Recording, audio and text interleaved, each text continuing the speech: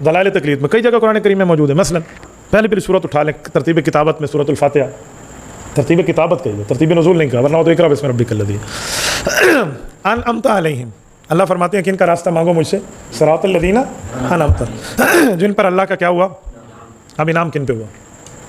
یفسر القرآن بالقرآن, یفسر القرآن بالقرآن, قرآن کی تفسیر قرآن سے لیں.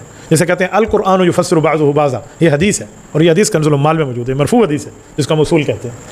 یہ جو قرآن کا حصہ بعض قرآن کے حصے کی تشریح کرتا ہے, تو اس قرآن کی تشریح موجود ہے. آیت نمبر 69 سورۃ النساء, انعم اللہ علیہم من النبیین والصدیقین والشہداء والصالحین وحسن اولئک رفیقا.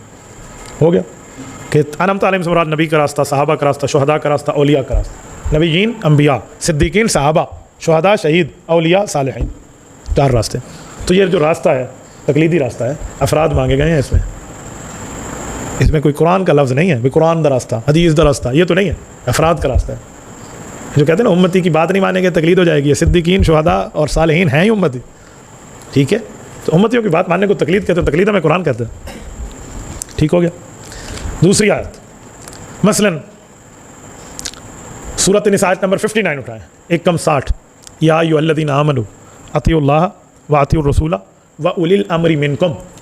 کیا ترجمہ ہے؟ اے مسلمانوں اللہ کی مانو, بلکہ میں اپنے الفاظ میں ترجمہ کروں. یا ایھا الذین آمنوا, اے ایمان والو, اطیعوا اللہ خدا کی مانو, واطیعوا الرسول مصطفیٰ کی مانو, واولی الامر منکم فقہا کی مانو. اللہ نے خدا, مصطفیٰ, فقہا کی بات ماننے کا حکم دیا. کوئی آپ کو کہہ دے اولی الامر منکم کا معنی تو حکمران ہے.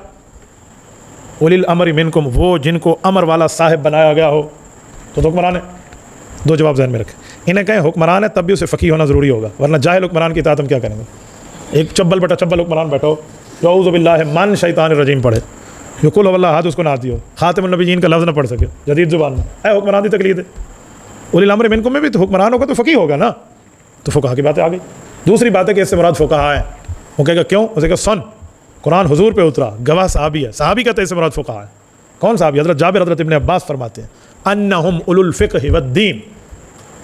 انہم, ابن عباس اور حضرت جابر فرماتے ہیں. کس کتاب میں؟ تفسیر ابن کثیر اٹھا لیں, تفسیر ابن ابی حاتم الرازی اٹھا لیں, تفسیر خازن اٹھا لیں, ان تینوں تفسیروں میں موجود ہے کہ اس سے مراد فقہا ہے. تو پیغمبر کا صحابی اس کو فقیہ کہہ رہا ہے, اس لیے میں نے کہا خدا کی مان, مصطفیٰ کی مان, فقہا کی مان. اور صحابی کون ہے؟ صحابی کی تشریح کیا ہے؟ صحیح بخاری کے حاشیے میں موجود ہے, مستدرک حاکم میں موجود ہے. ان تفسیر الصحابی الذی شہد الوحی والتنزیل فهو حدیث مسند, کہ صحابی تو حدیث کا گواہ ہے, عینی شاہد ہے, اور اس کی تفسیر تو حدیث مسند ہوتی ہے. تو صحابی ہے, اس کی حدیث ہے, کہ اس سے مراد فقہا ہے. تو حدیث ماننے والا حدیث کا ماننے والا ہوتا ہے. حدیث کا انکار کر کے بندہ اہل حدیث نہیں بنتا. لہٰذا مانو یہاں مراد فقہا ہے, سمجھے؟ تو یہ فقیہ ہے. تو لہٰذا یہ فقیہ کی بات ماننا تقلید ہے, قرآن کہتے ہیں. یہاں ایک جملہ اور بھی کہتے ہیں, وہ کہنا حکمران مراد ہے. اسے کہ 2 سوال. پہلا سوال, حضرت عمر حکمران تھے؟ جی ہاں. 3 طلاق کا فیصلہ انہوں نے کیا؟ جی ہاں. پھر آپ ایک کو ایک کیوں کہتے ہیں, 3 کو ایک کیوں کہتے ہیں؟ حکمران ہے, مان لو.